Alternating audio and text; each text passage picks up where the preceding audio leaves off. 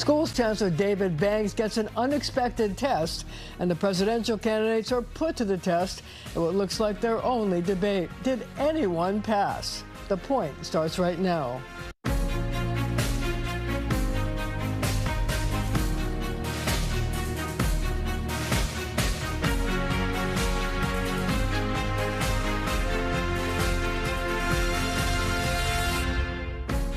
The first day of school came with an unexpected surprise for Schools Chancellor David Banks, who joins me here today. You know, the question on everybody's mind is what's going on with this investigation, and why did they try to take your electronic devices? Well, Marcia, I certainly don't know what's going on with the overall investigation. I do know that the day before the school year began, FBI agents came to my home. They were very professional. But they did ask for my phones, my personal phone, as well as my New York City Public Schools phone, connected to an overall investigation. Other than that, I don't know much. I'm cooperating with this investigation, and I have to pretty much leave it with that. So I realize that you can't speak about the investigation, but I wonder, on a personal level, I mean, this must have been an incredible shock to you to be awakened by these people knocking on your door. What was it like for you? I mean, you've lived a life. You were even a school safety agent. Right, that's for sure. Listen, I think anytime anybody wakes up at 5:30 in the morning and have FBI agents come to your house, you don't count that as a good way to start the day. So, you know, certainly could have looked at some other ways to conduct the day, but it is what it is. When you're in the public eye, like I am, you just got to deal with it as it comes. But were you shocked? Were you offended? I mean, like, what was it like? What was going on? And was your heart beating? Well, I don't want to get too much into too many details, but I will say this to you.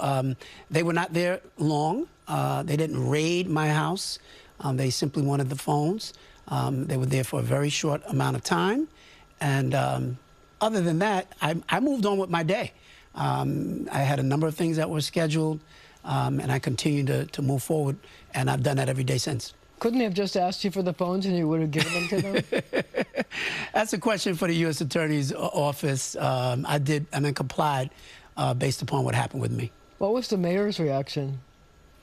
Oh, again, I'm not at liberty to share that, Marcia. I just wondered also, I mean, given the fact that this involved, you know, your partner, Sheena Wright, your two brothers, I mean, it must have been just horrible for you. Well, listen, it's an investigation, and involves a wide range of folks. And, you know, nobody wants to be able to be spending their time on these kinds of things, but it is what it is. So we do what we have to do.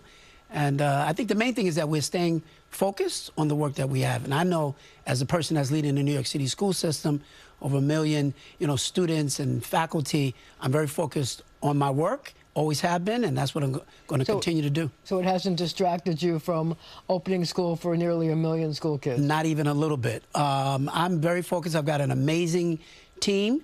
But I think more than that, the principals, the teachers, all across New York City, our parents, our families, everybody's always excited at the beginning of the school year. And I think we had probably the best start to the school year that we've had in many, many years. I just have one last question. If a student or a teacher were to come up to you and ask you what's going on, what would your answer be to them? I think what I would say to them is that in life you may have challenges, but always hold your head high, live your life and walk with integrity. I've always done that, and I would encourage all of our kids, all of our teachers, and anyone else to do the same. One of the things that I've been really interested in has been this law that the state legislature passed that would force you to reduce class sizes. And you're under strictures. By next fall, a year from now, you have to have 40% of your classes be smaller classes. How are you going to accomplish that? Well, last school year, we had to have 20%. This school year, we actually have to have 40%. We've been given 5 years for the full-on implementation of the class size law. The first 2 years are really not a major challenge. We've been able to do that. But I will tell you, by next fall is when we have to be in the space of 60%. That will be where we have to make some tough decisions, Marcia. We're either going to have to look at really popular schools that are overcrowded, where we may have to curtail some of the enrollment there. We certainly hope that we don't have to do that. Are you talking about the specialized high schools, for example, like Stuyvesant and Bronx Science and places like that? Places like that and many other really popular schools. You're going to curtail you're going to cap the enrollment? No, I'm not saying that I'm going to cap But you might have to. We might have to, and unless we get some help and some support here. You know, we have to build thousands more classrooms. We have to build more schools. It takes years for us to build new schools. So in order for us to really meet these thresholds that have been laid out in the law, some tough decisions that we're going to have to make.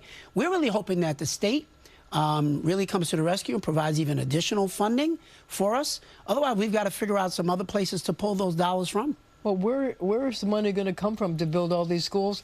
And how many new schools do you need? I mean, you already opened 24 new schools for the first day of school, and that apparently isn't going to be enough. Not at all. There are going to be hundreds of new schools that are going to need to be built. And I'll tell you that probably even more important than that, all the estimates are, in order for us to be in full compliance, we're going to have to hire an additional 10,000 to 12,000 teachers. Where are you going to get them? We have no idea as we speak. Right, there's a national teacher shortage, and that many more teachers is not going to be easy to find. We're going to have to spend over $1 billion a year just to be able to pay for that. And you think about it, parents want high-quality teachers. They don't want us to just grab a warm body off the streets so that we can meet a class size law. We want teachers who are highly qualified. They're not easy to find. As it stands right now, we bring in over 4,000 every year. You're talking about tripling those numbers. It's a major issue. It's a major challenge. It's a law that has been put in place. I've been given the responsibility of figuring out how to do that. We work together with our union partners. We're working together with our state partners. So we're going to continue to do the best that we can, but we don't have all the answers right now. I mean, are you going to have to lower your standards, or are you going to have to get more para-teachers? You're going to have to offer them more money to come here? I mean, what's the solution to all of this? We don't have all the solutions right now. We have a solid working group that has offered up a wide range of things for us to consider, not the least of which are curtailing admissions at some of these, you know, well-sought-after schools. That's the last thing that we want to do. But Parents everything, are not going to like that. They're not going to like it. Everything is on the table. Listen, there's no chancellor that would tell you that they don't want to see small class sizes. I want to see smaller class sizes. There are certain parts of the city where it's egregious class sizes, and I want to make sure that we're absolutely starting in those places. But there are a lot of other places where we may be over by a student or two. And the law says I've got to deal with that. And if the class size is over by one student, I've got to hire an additional teacher. It's going to be tough. Is there any way that the state will give you some leeway in implementing the full implementation of this law? Well, this is the reason why we stay in regular communication with our state partners. They're hearing from parents and families as well. They're going to continue to hear from them. They're working very closely with us. We meet on a regular basis. Head of the UFT, Michael Mulgrew, the head of the CSA, Henry Rubio. We're partners in this space. We've got our heads down. We're trying to figure it out. There'll be some exceptions if a school is overcrowded. There'll be a process for people to apply for an exemption, looking at that. So there are a wide range of things. It's not DEFCON right now, but that's why we're all at the table trying to figure it out. And the second issue for back to school is a cell phone ban. Yeah. There was some indication that there would be one, and now there's not. Why not? Well, first of all, I will tell you that personally, I've spoken with lots of principals, almost every principal across the city, parents, families, even students themselves. And I've not had anybody make the case for why cell phones have a benefit in our classrooms. Overall, they serve as a real distraction, and sometimes even worse. They present safety issues for a lot of our kids who use the cell phones to communicate when there are going to be fights after school, up the block and around the corner. So I haven't seen any real, beneficial use of the cell phones.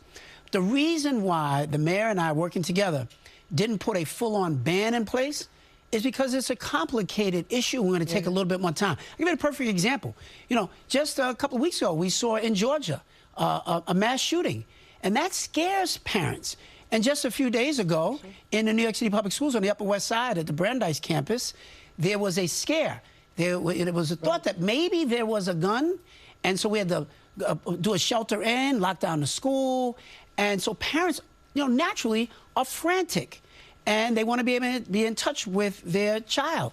And so there are a number of schools, over 350 schools already, who have a cell phone ban in place, another 500 that are planning on doing it this year. So there are lots of schools that are already doing it, even without a ban. But we want to study it. We want to see the best practice for doing it and how we engage our parents in the best way. Okay, we're going to have to leave it right there for now, but our conversation continues on our streaming channel, CBS News New York.